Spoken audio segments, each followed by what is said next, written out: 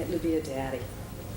Oh, I'm a daddy, all right. I got 5 kids. Cleaning the ashtrays and garbage for Bob Dylan and Johnny Cash. Yes. Is that a true story? Absolutely the truth. Kris Kristofferson, the singer, songwriter, musician, successful actor, and much more, went from chart-topping hits like Me and Bobby McGee to the raw narratives of Sunday Morning Coming Down and Help Me Make It Through the Night. Kristofferson's name stands as a legend, leaving an indelible mark on country music. Beyond music, he hustled as a concert draw, actor, athlete, and writer.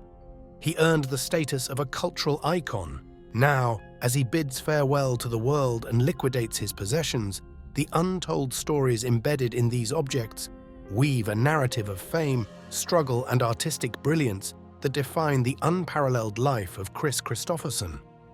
Join us as we explore the life of this music icon. Early life. The legendary Kris Kristofferson was born on June 22, 1936, in Brownsville, Texas, setting the stage for a life destined for greatness. Born into a family of conservative military personnel, Kristofferson was the eldest of 3 children. The family's nomadic lifestyle took them to various places during Kristofferson's formative years. However, they finally moved to San Mateo, California, in junior high school, making it their permanent home. After graduating high school in 1954, Kristofferson pursued his passion for creative writing and William Blake's poetry at Pomona College in Southern California.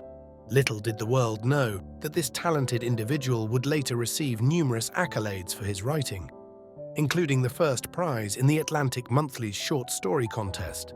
Beyond his literary prowess, Kristofferson showcased his versatility as a Golden Gloves fighter and a football player during his college years. His remarkable journey continued with a Rhodes Scholarship, paving the way for him to attend Oxford University and earn his bachelor's degree with honours in 1958.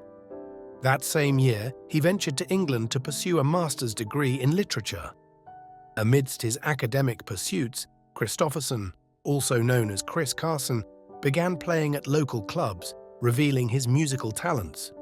While his early attempts at recording met with limited success, life took a turn when he returned home, rekindled a romance with his high school sweetheart, Frances Beer, and tied the knot. Moving to Nashville, before taking up his new role at West Point, Kristofferson took a leave of absence and chose to travel to Nashville, the heart of country music. This was a pivotal moment in his life. Marion Wilkin, a cousin of a friend working as a lyricist in the city, appreciated Kristofferson's songwriting talents during his visit. This encounter fueled his determination to pursue his dream of becoming a composer, leading him to make a bold decision, leaving the army and turning down a prestigious position at West Point. "I've been writing songs since I was 11 years old," Kristofferson shared with cowboys and Indians, "and I realized right away that this is my place." However, his journey was far from a smooth ascent. Facing initial struggles and disapproval from his family, Kristofferson's choice strained his relationship with his parents, leading to a decades-long silence with his mother. Despite moving to Nashville with his wife and daughter, Tracy, and securing a publishing deal with Bighorn Music, financial hardships persisted. Kristofferson took on various odd jobs to make ends meet, including working as a janitor at Columbia Record Studios in Nashville, sweeping floors and clearing ashtrays used by luminaries such as George Jones, Bob Dylan, and Johnny Cash. He persisted in honing his craft and trying to sell his songs. Career breakthrough. In the whirlwind of Kristofferson's early days in Nashville, where occasional song sales barely scratched the surface of his financial needs, he took on the unexpected role of a helicopter pilot just to make ends meet. After 5 years of relentless pursuit, the breakthrough came in a blaze of audacity. As a janitor at the recording studio, he handed a demo cassette to June Carter. Though her husband, Johnny Cash, initially brushed off the tunes, undeterred, Kristofferson pulled off a stunt for the ages, flying his helicopter straight to Cash's residence and landing it on his lawn. Despite differing accounts of the encounter, it worked. After listening to Sunday Morning Coming Down, Cash recorded and showcased it on his popular TV show, marking a turning point for Kristofferson's career. Cash's introduction of Kristofferson at the 1970 Newport Folk Festival thrust him into the public eye, and the Troubadour in Los Angeles, the Isle of Wight Festival in England, and the Bitter End in New York City became pivotal venues for his rising prominence. The release of his debut self-titled album saw covers of his songs, including Waylon Jennings's take on The Taker, Jerry Lee Lewis's rendition of Once More with Feeling, and Sammy Smith's Help Me Make It Through the Night, making waves on the country charts. Cash's version of Sunday Morning Coming Down and Ray Price's rendition of For the Good Times further solidified Kristofferson's presence in popular music, earning Song of the Year accolades from the Country Music Association and the Academy of Country Music. However, it was Janis Joplin's posthumous release of Me and Bobby McGee on her album Pearl that truly propelled Kristofferson to new heights. The song hit #1 on the pop charts in March and became Joplin's biggest hit, and a defining moment for Kristofferson. Over the years, various artists have embraced and recorded the iconic track, from Olivia Newton-John to Dolly Parton, Kenny Rogers, and Chet Atkins. Riding high on the success of Me and Bobby McGee, Kristofferson's next album, The Silver-Tongued Devil and I, achieved gold status, prompting a reissue of his debut record with resounding success. By the close of 1971, Kristofferson had transformed from relative obscurity to a songwriting luminary, garnering multiple Grammy Awards nominations for 3 of his albums. Kristofferson won Best Country Song for Help Me Make It Through the Night. His journey from a struggling musician to a celebrated artist was extraordinary, marked by audacity, resilience, and a string of iconic compositions that etched his name in the annals of music history. Talent scout. Beyond being a gifted songwriter, Kristofferson had an uncanny ability to spot talent in others. The turning point came in 1971 when Steve Goodman served as the opening act for Kristofferson at Chicago's Quiet nightclub. Goodman urged Kristofferson to witness a friend's performance across town each night. Finally, on the last night around 2 a.m., Kristofferson encountered an unknown singer-songwriter named John Prine, captivating a sparsely populated club. "I got on the stage right in front of him and sang about 7 songs," recalled Prine to Billboard. After the impromptu performance, Kristofferson bought Prine a drink and requested an encore, asking him to repeat the 7 songs and anything else he had written. Persuaded by the talent he witnessed, Kristofferson swiftly introduced Prine to influential figures in Nashville. This pivotal moment led to a record deal, and Prine began recording his debut album featuring the same songs he had performed in that deserted nightclub. It really was a Cinderella story, truly. Before his passing in 2020, Prine was honored with a Grammy Lifetime Achievement Award, a testament to a career that might not have soared without the intervention of fellow musician Kris Kristofferson. Acting career. In addition to making his mark as a renowned songwriter, Kristofferson ventured into the world of acting, a decision that would prove remarkably successful. Embarking on this new path with the drama The Last Movie in 1971, under the direction of Dennis Hopper, Kristofferson seamlessly integrated his film career with his musical pursuits. His acting roles, often accompanied by songs he penned, became a significant aspect of his artistic repertoire during the early 1970s. He portrayed iconic characters such as Billy the Kid in Sam Peckinpah's Pat Garrett, and Billy the Kid shared the screen with Ellen Burstyn in Martin Scorsese's Alice Doesn't Live Here Anymore, and starred alongside Gene Hackman in Cisco Pike. Meanwhile, his albums Borderlord and Spooky Ladies Sideshow saw moderate success. The pivotal moment in Kristofferson's personal life coincided with the success of his #1 country single in 1973. This marked the year of his separation from Frances Beer and the beginning of a new chapter with vocalist Rita Coolidge, whom he married shortly after. Their union brought them a daughter named Casey in 1974 and a series of well-received solo recordings. Their 1973 album Full Moon yielded the Grammy Award-winning track From the Bottle to the Bottom and the gold record A Song I'd Like to Sing, while the 1974 album Breakaway featured the Grammy Award-winning track Lover Please.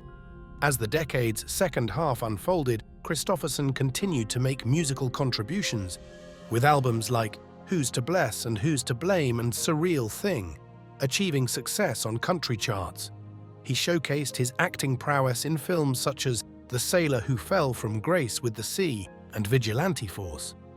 His role as an aging rock star opposite Barbra Streisand in the 1976 remake of A Star Is Born became a defining moment of his career. Despite critical backlash, the film was a box office hit, and the soundtrack featuring Kristofferson's songs soared to the top of the music charts.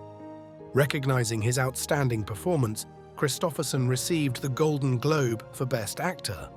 However, Kristofferson, Shake Hands with the Devil and Easter Island marked the end of his collaborative recordings with Coolidge, as the two parted ways in late 1979.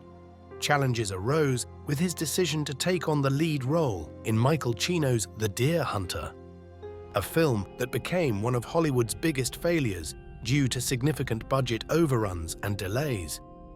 The aftermath saw Kristofferson shunned by Hollywood. Acknowledging this, he shared with the Los Angeles Times, "I'm sure it knocked me off the course I had been on right then. I believe that it rendered me unmarketable for a spell." With some help from his comrades in The Highwaymen, Kristofferson revitalized his musical journey, proving that even though his acting career seemed to end, his musical prowess was far from extinguished. Amid the Christmas TV special Christmas on the Road, recorded in Montreux, Switzerland in 1984, Johnny Cash invited a select group of friends and colleagues. Enter Willie Nelson, Waylon Jennings, and Kris Kristofferson. The heavyweight trio dominated the country music scene. Rolling Stone recounted that their days were dedicated to intense recording sessions, followed by nights of impromptu jams in the studio. Recognizing their exceptional chemistry, they decided to take it a step further and form a supergroup, leading to the creation of a groundbreaking album released in 1985 and titled Highwayman. The single of the same name hit #1 on the country music charts, and Desperado's Waiting for a Train hit #15. The album's title seamlessly transitioned into the band's identity, The Highwaymen. Beyond shaping the landscape of contemporary country music and paving the way for noteworthy collaborations, The Highwaymen transcended into pop culture prominence.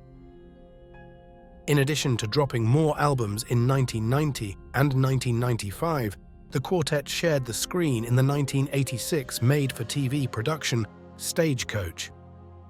They lent their voices to 4 volumes of audio dramatizations featuring beloved Louis L'Amour's Western tales. The Highwaymen albums, featuring iconic performers' unique voices and perspectives, are pivotal milestones in country music history. They transcend being mere song compilations. Personal life and relationships. Kris Kristofferson's personal life has been full of surprises and ups and downs. His first marriage to Frances Mavia Beer in 1960 marked the start of his family life experience. Before divorcing in 1969, they had 2 children, Tracy and Chris. The initial marriage served as a foundation for subsequent partnerships, representing a period of youth and education. Along with other celebrities, the singer-songwriter also enjoyed a lengthy, high-profile relationship with many of his fellow musicians from the 1970s. In addition to Janis Joplin, a writer and the sometimes estranged daughter of Nancy and President Ronald Reagan, folk icon Joan Baez revealed her liaison with Kristofferson to the Chicago Tribune, and Carly Simon described her time with the singer as a slam-dunk deranged month or so in her memoir. His second marriage was to Rita Coolidge in 1973, a fellow vocalist with whom he co-produced the successful album Full Moon. It was a marriage of musical ability as well as heart. They released multiple albums and numerous hit songs together, which helped them establish themselves as a well-known pair in the 1970s music scene. Although they worked together personally and professionally, their relationship had its share of difficulties and ended in divorce in 1980. he married Lisa Myers in 1983, which lasted a long time. They are parents to 5 kids: Kelly, Jody, Jesse, Blake, and Johnny. "The best thing about my life is my kids and my wife," Kristofferson has said. His marriage has provided stability, love, and support during his career's ups and downs, and his challenges stabilizing his life. His bond with Johnny Cash has been one of the most important. Their relationship developed into a close and enduring friendship after Kris took the risk of landing a helicopter in Johnny Cash's yard. This was a spiritual connection as much as a meeting of musical minds, with Cash serving as a mentor, collaborator, and lifelong friend. Resurgence of acting career and awards. In the 1990s, Kris Kristofferson experienced a renaissance in his acting career, notably portraying Sheriff Charlie Wade in the critically acclaimed film Lone Star. This marked the resurgence that led to his most iconic role as Abraham Whistler in the Blade series. Whistler, a broken-hearted vampire hunter who mentors the titular character, was not part of Marvel Comics, but a creation by screenwriter David Goyer. Kristofferson's outstanding performance in Lone Star overshadowed Goyer's initial casting considerations, prompting him to reprise the role in 2 Blade sequels. Beyond his memorable turns in films like Planet of the Apes and Payback, Kristofferson continued to make waves in his musical endeavors. Notably, his albums like Feeling Mortal, This Old Road, and Closer to the Bone secured spots in the country's top 40, while accolades from the Grammy Awards, Songwriters Hall of Fame, and Country Music Hall of Fame underscore his artistic excellence. The love and admiration from peers and fans truly accentuate his legacy. Kristofferson's impact transcends entertainment. He's been a staunch advocate for social justice, fearlessly opposing the Vietnam War and championing causes close to his heart, such as supporting farmers, Native Americans, and the working class. His art and activism converge, portraying him not merely as an entertainer, but as a voice for the voiceless and a champion of the underdog. His career is a fusion of action and art. Redemption and social justice permeate his music. Whether through public speeches or benefit concerts, Kristofferson's commitment to leveraging his influence for the greater good is evident. The influence of Kris Kristofferson's life and work is immeasurable, resonating across generations, cultural boundaries, and genres. His films have entertained and inspired millions, while his songs have become anthems for those seeking comfort and understanding. His activism has shed light on important societal concerns, making him a symbol of sincerity and action. Whether in activism, acting, or music, an integral part of his enduring legacy holds on to your sanity, folks, because today's Subscribers Pick features the legendary Kris Kristofferson, gracing a national TV show in just his underpants. You will think Kris Kristofferson is selling all his things as he prepares to die. Shocked? Intrigued? Did he lose his marbles or his mortgage? Contrary to popular speculation, it does not result from financial ruin or a midlife crisis. According to our sources, Kristofferson has embarked on a reflective quest for understanding and truth in his music and personal life. This episode of sartorial minimalism is a symbolic gesture, an outward expression of his inner journey towards simplicity. We're all for embracing one's spiritual side, but could he not have left a little something for decency? It's a puzzle that has left the audience bewildered and intrigued. What's your take on this divinely unconventional wardrobe choice? Drop your musings and conspiracy theories in the comments below, and let's collectively decode the mysteries of Kris Kristofferson's fashion-forward spiritual awakening.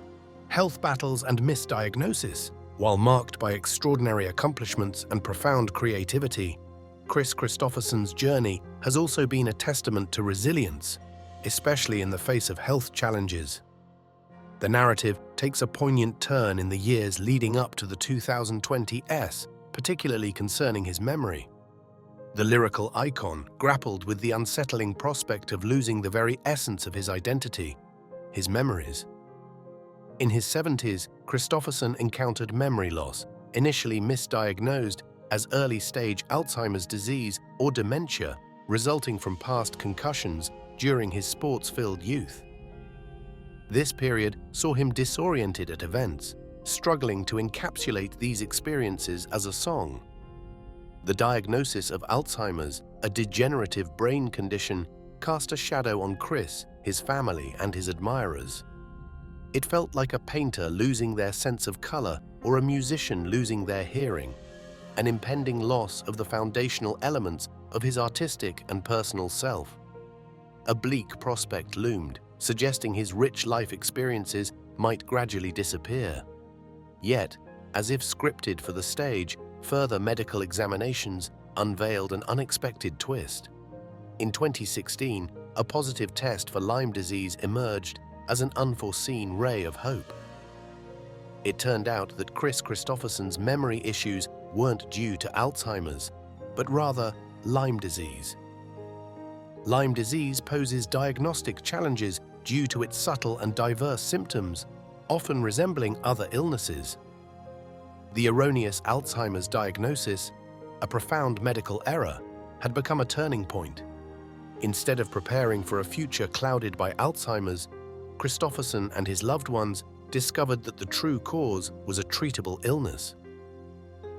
Some days he's perfectly normal, and it's easy to forget that he is even battling anything, shared his wife Lisa with Rolling Stone.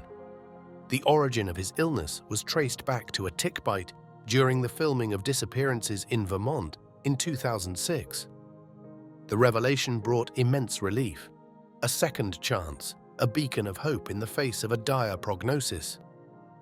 With proper diagnosis and Lyme disease treatment, Kristofferson's significant improvement in symptoms, including memory problems, marked not just a medical triumph, but a personal one.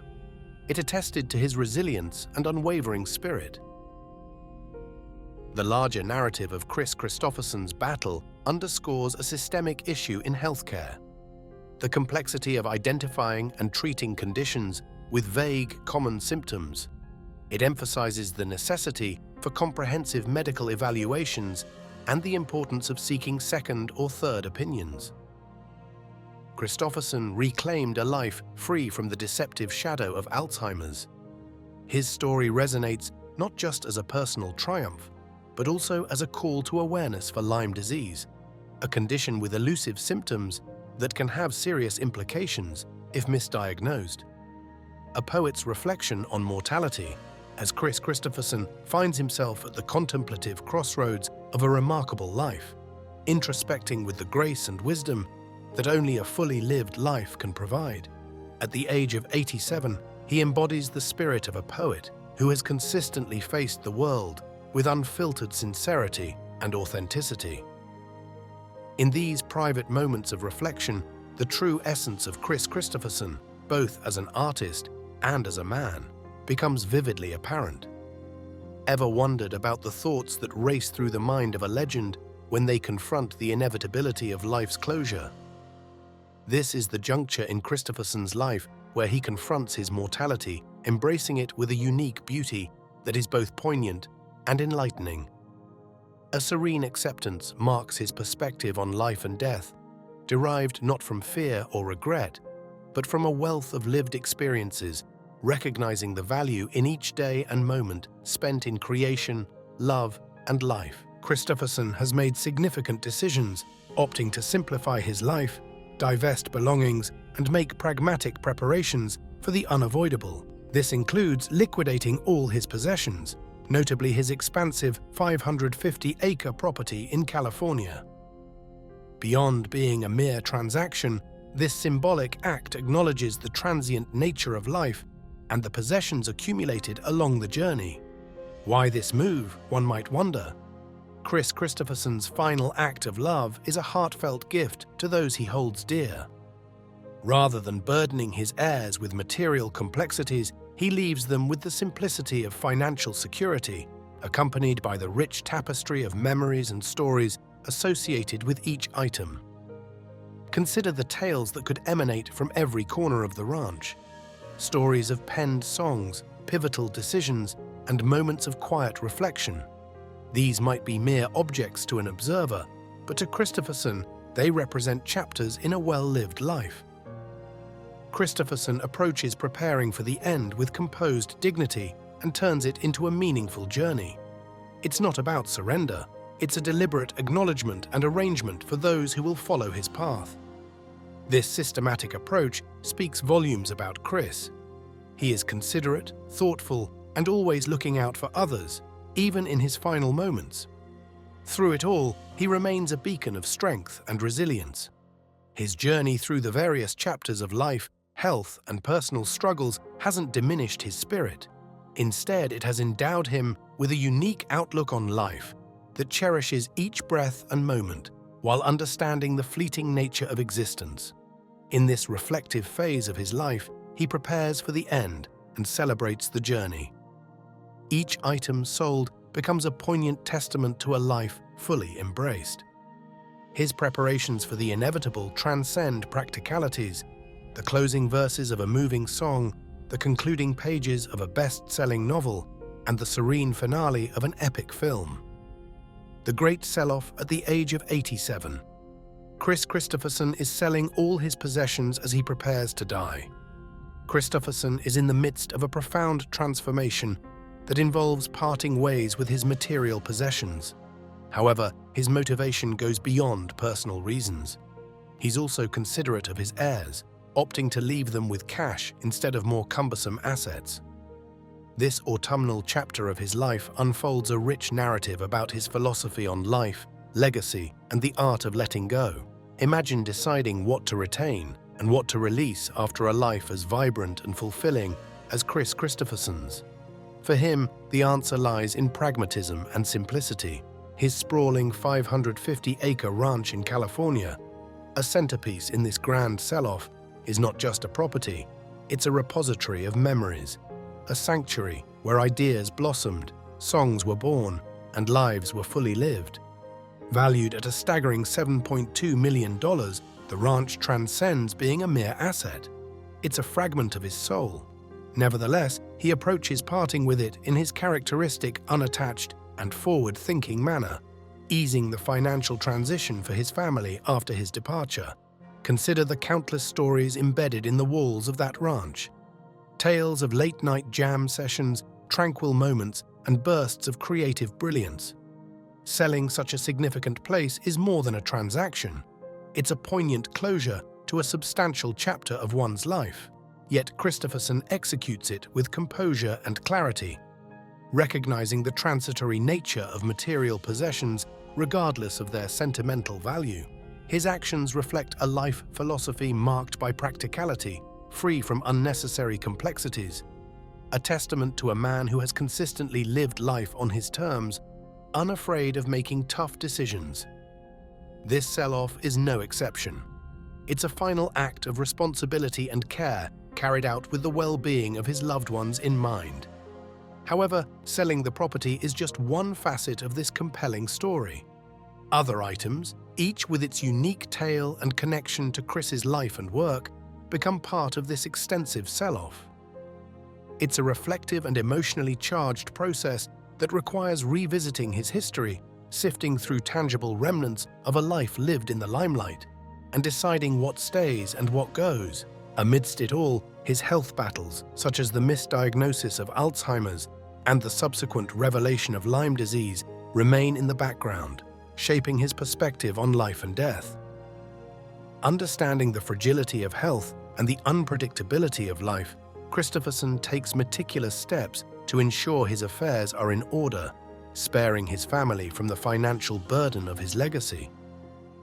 The act of liquidating his possessions serves as a poignant reminder of the inevitability we all face, a reflection of the circle of life, where we enter the world with nothing and leave it the same way.